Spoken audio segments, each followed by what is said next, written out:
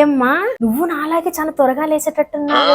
అబ్బా నా కోడలు ఉందే ఇప్పటిదాకా దుప్పటి కప్పుకొని పడుకొనే ఉంది మహారాణిలాగా. వాళ్ళ కొడుకు లేసి బయటకు వచ్చినా కూడా చూడది, వాళ్ళని కూడా నేనే చూడాలా. సరే లేసి ఇంట్లో పనులు చేసే లోపల బయట పనులు చేస్తది అని అంటే ఇంట్లో నేనే చేయాలా, బయట నేనే చేయాలా. ఈ వయసులో మేము ఏం చేస్తాం చెప్పు. ఏం శ్వేత ఇంకా మోపేయలేదా? ఇంకా ఊడ్చినట్టు కూడా లేవు, ఇంకెప్పుడు చేస్తావు పనులన్నీ? ఏమ్మా బట్టలు మడతేస్తాన్నావా?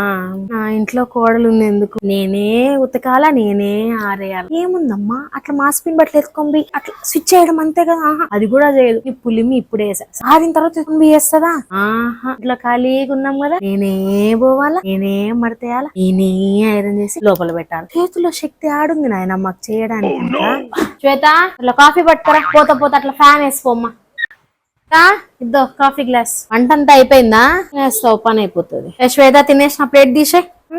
చెట్లు బాగానే మెయింటైన్ చేస్తానవమ్మా నువ్వు. నా కోడలు ఉంది ఎందుకు, రోజు నేనే బయట ఉడిచినప్పుడు చెట్లకు నీళ్ళు పోస్తాను. పోతుంది ఆ ఫ్యాషన్ చెట్లు అని చెప్పి ఇట్లుండేటివి అట్లా ఉండేటివి తీసుకొని ఇంటి ముందు పెట్టేస్తుంది, మెయింటైన్ చేయదు పెట్టదు. శ్వేత బయట కడగాల, చెట్లకు నీళ్ళు పోయాల, బకెట్ లో నీళ్ళు తీసుకొచ్చి డోర్ దగ్గర పెట్టు.